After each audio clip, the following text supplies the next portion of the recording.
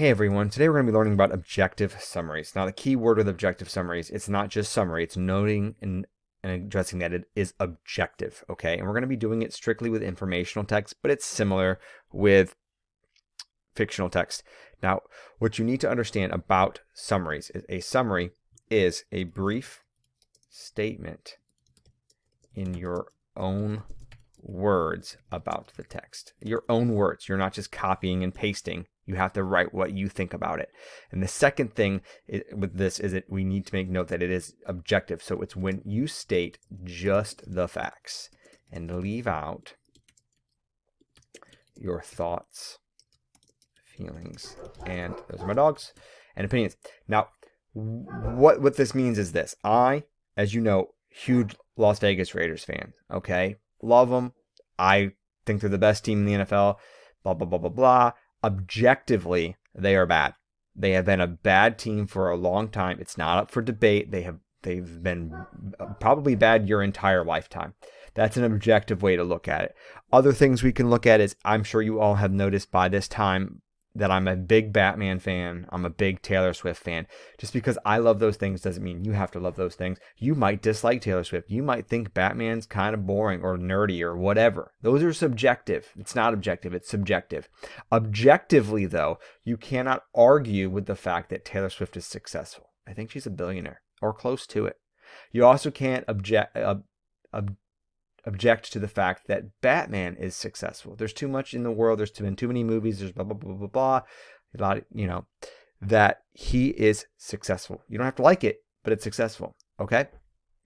That's objective. There's no feelings. There's no opinions in that. Like, it's factual. Taylor Swift is a billionaire. It's factual. Batman is one of the most successful comic book heroes in the history of comic books. Okay? Now, we've already talked about central idea, and we've already talked about supporting ideas in our last video. However, what I want to make sure we note is with objective summary, it is similar to a central idea because you actually include the central idea in your objective summary. However, what is different is objective summaries are longer. Now, we're not talking, a page. We're talking, instead of one sentence, we're talking 3 to 4 sentences. All right, so objective summaries are generally a little bit longer. Now, step 1, how do we write objective summaries? 4 steps.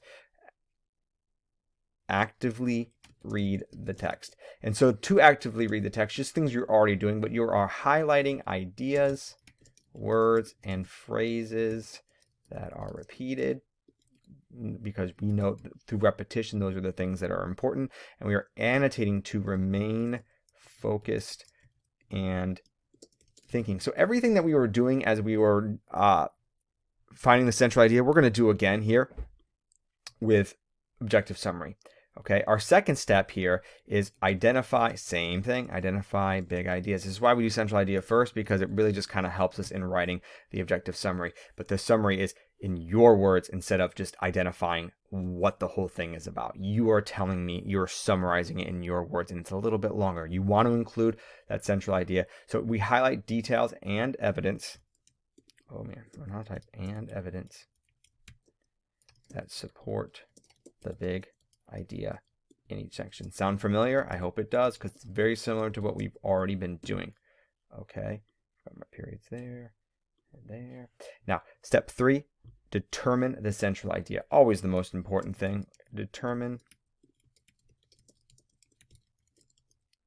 Now, analyze the big ideas from each section and ask yourself, what is this text mostly about? So here we're going to highlight details and evidence that support the big idea. So it's the same thing, right? Okay. With that central idea, though, you're going to include that in your objective summary. And so then we're going to actually write out the objective summary. Okay. So write the objective summary. Now, when we write the objective summary, we must include the title of the article. I hope that sounds familiar. You're going to use a summary action word, which I kept here for you because you've already written it once. I'm not going to make you write it again. You're going to include the central idea of the text. Of the article or text, whatever. And then key details that support that idea. So you're going to also include your supporting details here. Instead of just the central idea, you're going to also include some key details.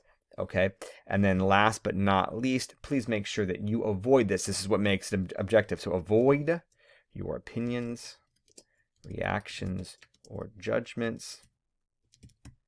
Okay, you can do judgments either way.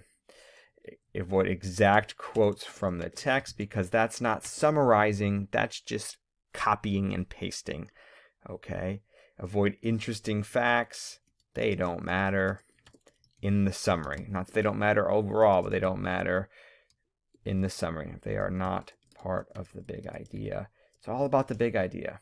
It's all about the big idea. And then last, this won't be on the next page like it is for mine, but avoid minor details. We only care about the big details. The minor details we're going to be writing pages, right? If you have a full page summary, your summary should not be a page. Your summary should be a third of that, a quarter of that, an eighth of that. If you have a paragraph, your summary should not be a paragraph. It should be probably 1 to 2 sentences. So it's just gauging how long the summary is how long, gauging how long the article is how long your summary should be. So you're then going to complete a quizzes, and then after you complete the quizzes, you're going to read this awesome article on corn, and as you read this awesome article on corn, you're then going to complete, I'm trying to figure out where it is. I don't think I have it open anymore, but you're going to complete a very short, it looks like this, but it's on a Google Doc. Okay, so as always, make sure that I've checked over your notes, make sure that I've checked over this practice that you're going to complete, and then you can move on to a partner assignment and, of course, then the mastery check. As always, guys, thanks for watching, and if you have any questions, please don't hesitate to ask. Bye, everyone.